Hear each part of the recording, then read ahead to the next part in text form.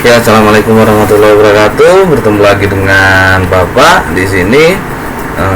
Sebelum Bapak menyampaikan materi sebagai kelanjutan di materi yang sudah Bapak jelaskan sebelumnya, marilah kita berdoa menurut agama dan kepercayaan masing-masing agar apa yang kita pelajari hari ini lebih bermanfaat.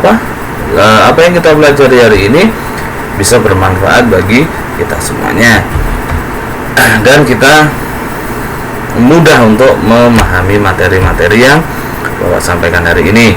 Oke, marilah kita berdoa sejenak menurut agama dan kepercayaan masing-masing. Berdoa mulai.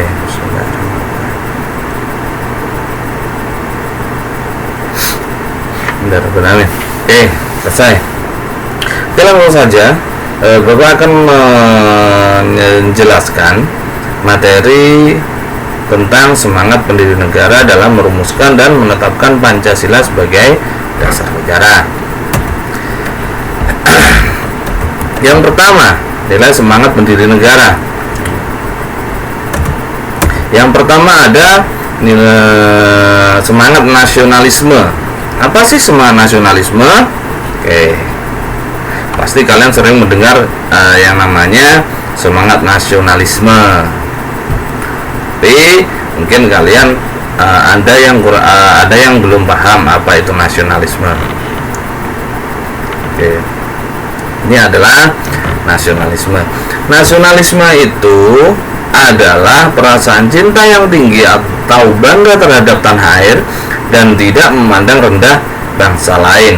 Itu adalah semangat nasionalisme, cinta tanah air tanpa merendahkan bangsa lain. Ada nasionalisme dalam arti sempit, itu namanya chauvinisme, yaitu perasaan cinta yang sangat tinggi, bangga terhadap tanah airnya, akan tetapi merendahkan bangsa lain. Jadi tidak memiliki rasa menghormati atau toleransi terhadap bangsa lain yang ada di dunia. Itu namanya chauvinisme atau nasionalisme dalam arti sempit. Itu tidak boleh kita kembangkan dalam diri kita sebagai bangsa Indonesia.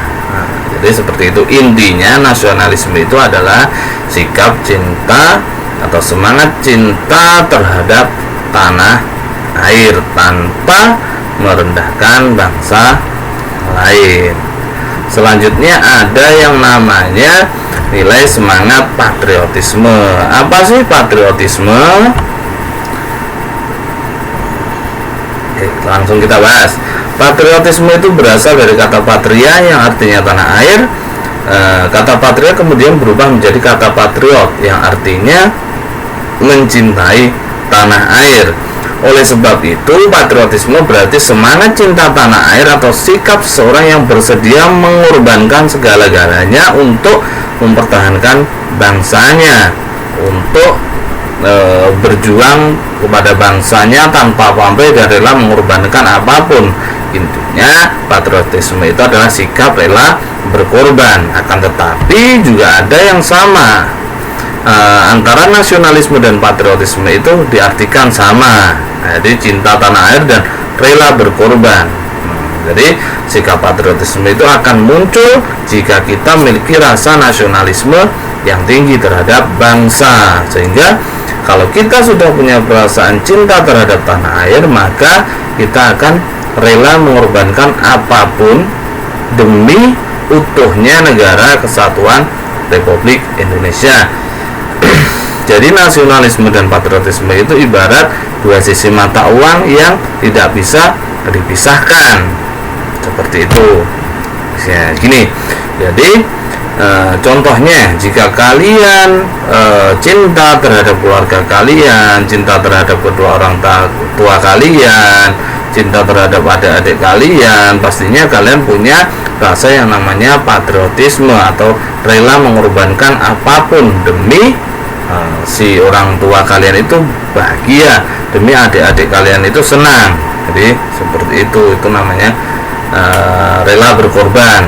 Kalau orang sudah cinta pasti akan muncul rasa rela berkorban. Jadi cinta itu butuh yang namanya pengorbanan, seperti itu. Udah paham ya tentang patriotisme? Oke.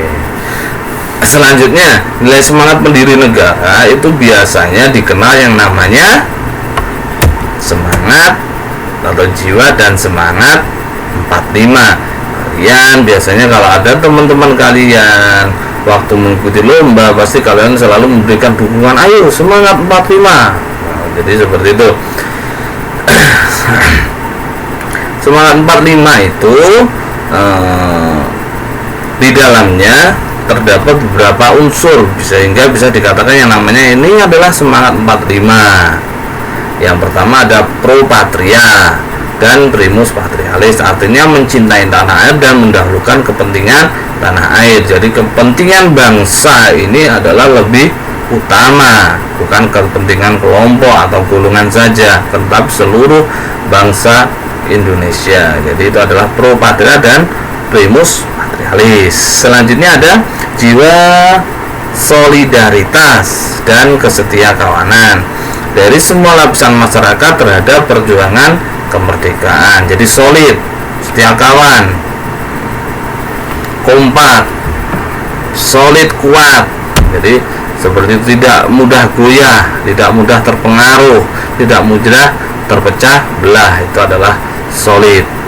Yang ketiga, jiwa toleransi atau tenggang rasa antar agama, antar suku, antar golongan, dan antar bangsa. Jadi para tokoh pendiri negara itu memiliki jiwa toleransi dan tenggang rasa yang sangat tinggi, tidak membeda-bedakan agama, suku, antar golongan atau antar bangsa. Semuanya bergabung menjadi satu, dirangkul menjadi satu, sehingga terciptalah yang namanya dasar negara, dan akhirnya Indonesia menjadi negara yang merdeka, Bhinneka Tunggal Ika semboyannya. Jadi seperti itu. Yang keempat ada jiwa tanpa pamrih dan bertanggung jawab. Yang dimaksud di sini tanpa pamrih itu berjuang tanpa mengharapkan imbalan dan bertanggung jawab. Misalkan mengeluarkan pendapat atau apapun, atau melakukan perbuatan apapun, itu berani bertanggung jawab. Tidak jawab saja, tapi tanggung jawab, ya. Itu ini perlu kita contoh. Yang terakhir, jiwa kesatria dan kebesaran jiwa yang tinggi, tidak mengandung balas dendam. Jadi jiwa kesatria itu dia berani mengakui kesalahannya jika memang salah. Terus kebesaran jiwa, misalkan dalam musyawarah pendapat kita tidak diterima oleh anggota musyawarah, kita harus berbesar, jiwa kita harus besar, tidak boleh dendam. Ya memang mungkin pendapat kita itu bagus, tapi mungkin ada yang lebih bagus lagi. Jadi seperti itu, kita harus berlapang dada dan memiliki jiwa kesatria. Kalau melakukan perbuatan apapun, kita harus berani mengakuinya. Oke, jadi seperti itu. Misalkan kalah, ya kalah, kita mengakuinya. Memang ada yang lebih baik dari kita, seperti itu. Tidak boleh dendam. Paham ya? Oke, kalau sudah paham, nah ini komitmen para pendiri negara dalam merumuskan dan menetapkan dasar negara. Yang pertama, komitmen. Komitmen itu adalah semacam janji, komit, sumpah janjinya, itu adalah komitmen. Yang pertama, mengutamakan semangat persatuan dan kesatuan dan nasionalisme. Ini yang penting, para tokoh pendiri negara itu mengutamakan persatuan, kesatuan dan nasionalisme apapun caranya, tidak membeda-bedakan suku, agama, ras, dan antar golongan. Semuanya dirangkul menjadi satu, yaitu Negara Kesatuan Republik Indonesia dengan semboyan Bhinneka Tunggal Ika, berbeda-beda tetapi tetap satu jua. Yang kedua, adanya rasa memiliki terhadap bangsa Indonesia. Ini jadi para tokoh pendiri negara ini memiliki rasa memiliki terhadap bangsa Indonesia, sehingga beliau rela mengorbankan apapun demi terwujudnya yang namanya persatuan dan kesatuan, karena rasa memiliki yang begitu kuat. Ya, dengan rasa memiliki yang begitu kuat, maka terbentuklah yang namanya Negara Kesatuan Republik Indonesia yang terdiri dari berbagai macam suku, agama, ras, dan antar golongan. Yang ketiga, selalu bersemangat dalam berjuang. Ini selalu bersemangat dalam berjuang, pantang menyerah, tidak mudah gampang menyerah. Jadi semangat terus bersama-sama berjuang untuk mencapai suatu tujuan, yaitu negara merdeka, negara Indonesia yang merdeka, bersatu, berdaulat, adil, dan makmur. Semangat, tidak boleh gampang menyerah. 4. Mendukung dan berupaya secara aktif mencapai cita-cita bangsa. Yang kelima, melakukan pengorbanan pribadi. Jadi para tokoh pendiri negara dulu pada saat berjuang merebut kemerdekaan dari tangan penjajah itu rela mengorbankan pribadinya, maksudnya sampai jiwa dan raganya pun dikorbankan, bukan hanya harta benda, tapi jiwanya pun rela dikorbankan demi negara Indonesia yang merdeka. Jadi seperti itu, rela mengorbankan pribadinya. Maksudnya pengorbanan pribadi itu ya pengorbanan dari individu mereka, dari harta benda bahkan nyawa rela dikorbankan. Jadi komitmen dan nilai semangat pendiri negara yang kita bahas hari ini patut kita contoh, ya saya, ya kalian semuanya patut mencontoh nilai-nilai dan semangat beliau-beliaunya, agar negara Indonesia itu tetap menjadi negara yang kokoh, negara yang kuat, negara yang merdeka, bersatu, berdaulat, adil, dan makmur. Jadi kita sebagai generasi penerus bangsa, kita harus memiliki nilai-nilai ini. Nilai-nilai ini harus kita terapkan dalam kehidupan sehari-hari sebagai bangsa Indonesia, sebagai generasi penerus bangsa. Mungkin itu yang bisa Bapak sampaikan pada pertemuan hari ini. Semoga apa yang kita bahas hari ini lebih bermanfaat atau bermanfaat bagi kita semuanya, dan kita bisa menerapkan nilai-nilai dan semangat ini dalam kehidupan sehari-hari. Apabila ada pertanyaan, nanti silahkan kalian komen di kolom komentar video ini ya. Apabila ada pertanyaan-pertanyaan yang kurang paham mengenai materi hari ini, silahkan kalian tanya di dalam kolom komen video ini.